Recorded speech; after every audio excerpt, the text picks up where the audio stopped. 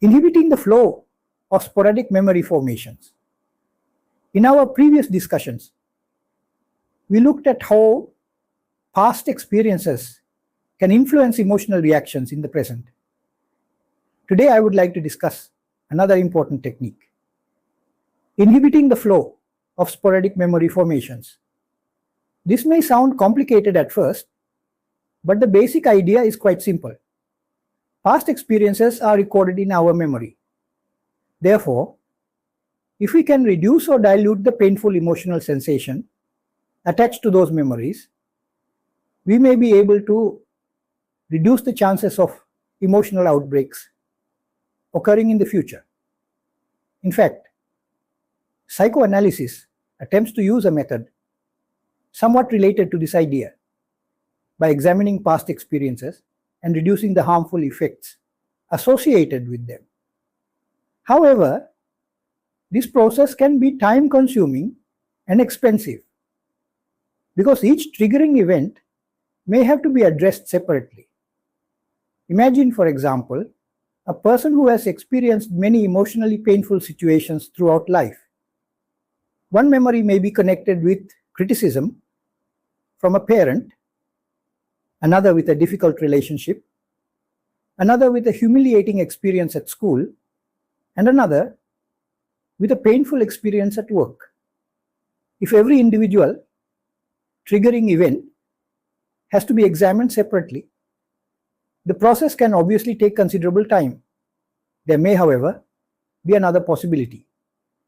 Remember that activation of the triggering mechanism involves a comparison. Records kept from past experiences are compared with information received during the last few minutes. Please note that according to the model we are discussing, the comparison mechanism operates by equating the information content of two similar types of information. Therefore, if the process of sporadic memory formation is inhibited at the current moment, the current information may not match with any of the relevant past memory records. If this happens, we may be able to use a common mechanism to reduce emotional triggering caused by past experiences stored in sporadic memory. However, development of the relevant skill is likely to take some time and require a reasonable amount of effort. But it is worth developing this skill. Think of a very ordinary modern situation. You receive a short message on your mobile phone.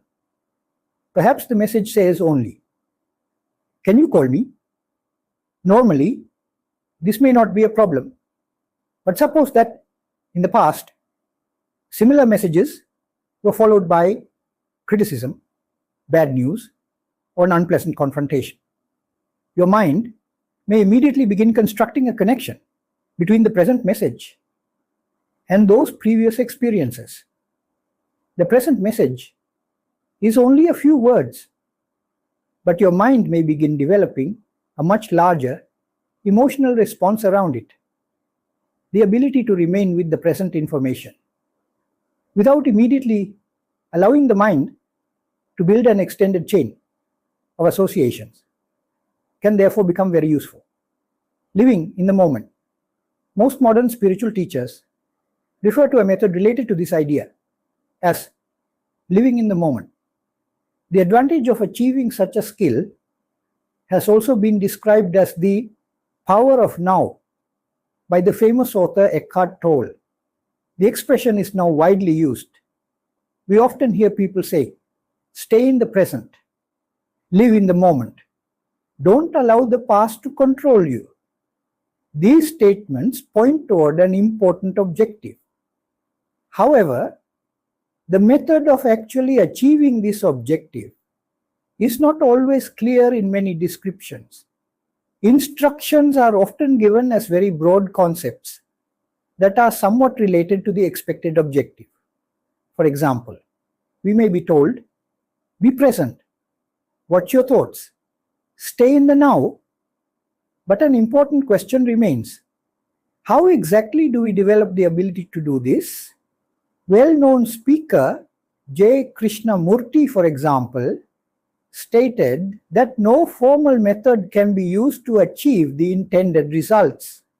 Whether or not one agrees with that position, it is important for us to understand the practical problem. If we want to develop particular mental skill, we need to understand what we are actually trying to do. Before discussing the related techniques, therefore, it is important to clarify one point from our earlier discussion. Sporadic memory is not literally a video recording. Previously, I indicated that sporadic memory can be understood as being stored somewhat like video clips. This comparison is useful as a simple model, but it should not be misunderstood.